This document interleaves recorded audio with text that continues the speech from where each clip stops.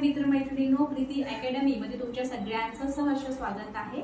आजच्या या व्हिडिओमध्ये आपण हिंदीचे काही प्रश्न उत्तर बघणार आहोत। म्हणजे ते जसे पेपर मध्ये येतात ना, 10 मार्काचं हिंदी ग्रामर येते, 10 मार्काचं हिंदीचं ग्रामर येते, 10 मार्काचं इंग्रजीचं ग्रामर येते आणि 10 मार्काचं मराठीचं ग्रामर येते। आणि त्याचप्रमाणे जे डोमेन सब्जेक्ट राहतो ना, आपला जो सब्जेक्ट राहतो त्याच्यामध्ये 40 मार्काचं तुमचं परत ग्रामर राहते मराठीचं, है ना। तर मग आज आपण काय बघत आहोत की हिंदीमध्ये काय काय येते। मग हिंदीमध्ये जे काही पीवायक्यू प्रश्न बघत आहोत। आता हे फक्त नवोदय विद्यालयामध्ये आलेले नाही आहे, तर हे कसे म्हणजे तुमचं केवीएस मध्ये किंवा मग DSSD मध्ये आणि नवोदयमध्ये असं काही मिक्स करून मी इथे सिरीज तुमच्यासमोर आणलेली आहे। आणि आजपासून रोज मी हिंदीचे पीवायक्यू, इंग्लिशचे पीवायक्यू हे इथे घेत जाईल आपल्या चॅनलवर, जेणेकरून तुम्हाला एक आयडिया येईल की कशा प्रकारे प्रश्न उत्तरे येतात। बघा मग आता पहिला प्रश्न आहे आपला की मुझे अपनी कमाई से खाना मिलता है, हा प्रश्न आहे। यामध्ये त्यांनी म्हटलेलं आहे की आता कुठलं प्रत्यय आहे, प्रत्यय असते बघा, है ना। त्यामध्ये आता बघा याच्यामध्ये आता मराठीचं जे ग्रामर आहे त्याच्यामध्ये विभक्ती आहे, सगळं आहे ते आपण बघणार आहोत आणि एक एक पार्ट तर चालू करणारच आहे। तर आता याच्यामध्ये बघा, याच्यामध्ये पहिले आहे की मुझे अपनी कमाई से खाना मिलता है, जसं हिंदीमध्ये राहते तसं मराठीमध्ये पण राहते ग्रामर। तर विभक्ती आणि त्याच्यामध्ये बघा खाना मिलता है, तर याच्यामध्ये कुठलं हे आहे प्रत्यय कुठलं लागते। तर बघा करण आहे, अधिकरण आहे, कर्ता आहे आणि अपादान आहे।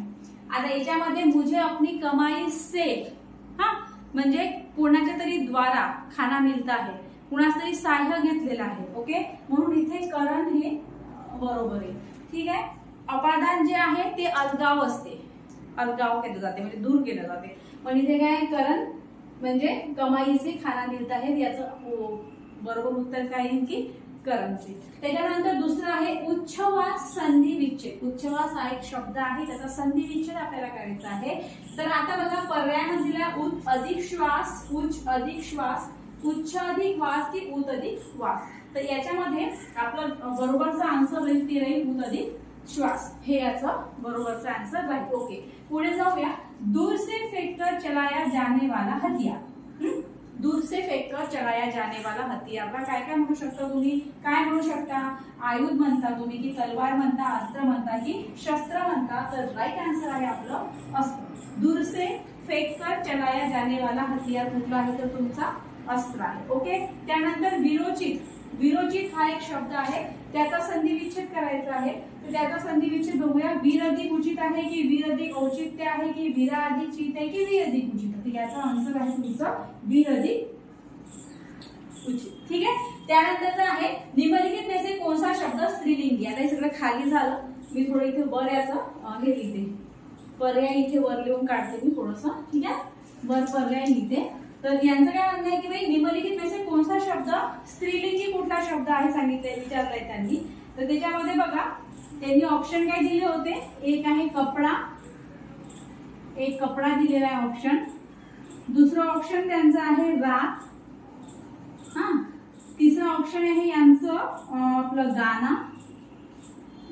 गाणं आणि चौथं ऑप्शन आहे यांचं नेत्र, ठीक आहे। आता बघा यांचा प्रश्न काय दिला यांनी की निम्नलिखित में से कौन सा शब्द स्त्रीलिंगी आहे, यातलं स्त्रीलिंगी कुठला। आता स्त्रीलिंगी जर तुम्हाला ओळखायचं असेल ना, तर आता आपल्याला ते जे आहे ना ते वाक्य जे आहे ते एका शब्दामध्ये म्हणून बघायचं, त्याच्यावर आपल्याला माहिती पडते। जसं आता बघा रात आहे ना, रात हो गई है ना, ओके।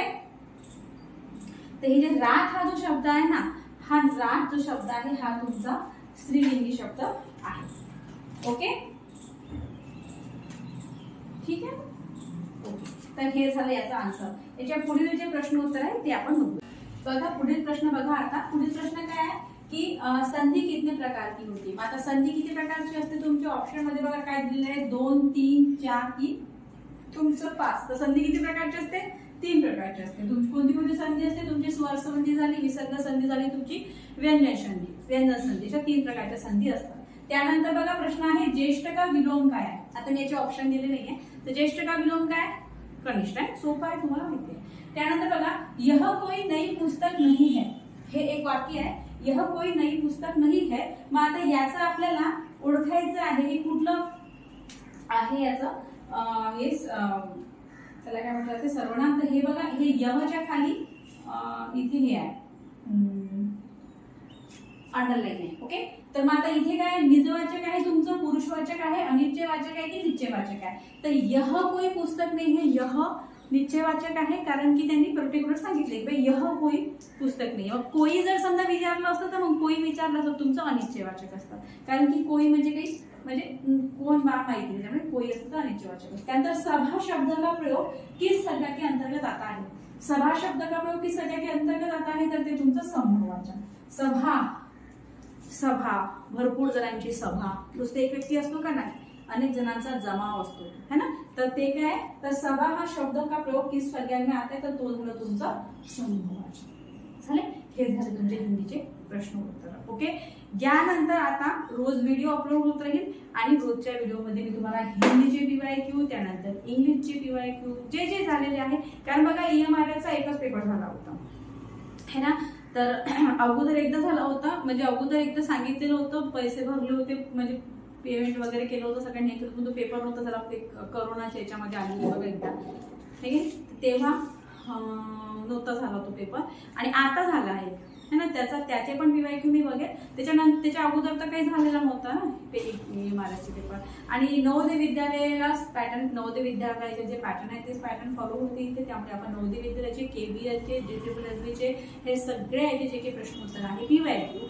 जे काही आलेले आहे हिंदी आणि इंग्लिश, ते आपण बघून त्याचबरोबर आपण आपलं मराठी ग्रामर पण स्टार्ट करून देऊ, कारण की मराठी ग्रामर भरपूर येते, 40 मार्काचे जवळपास, आणि आपल्याला सगळ्या कन्सेप्ट क्लिअर करायचे आहे ना, म्हणजे नाम झालं, तुमचं विशेषण झालं, तुमचं वर्ण किती आहे, सगळं आपल्याला इथे क्लिअर करायचं आहे, त्याच्यामुळे आपण ते पण लवकरात लवकर कम्प्लीट करण्याचा प्रयत्न करू।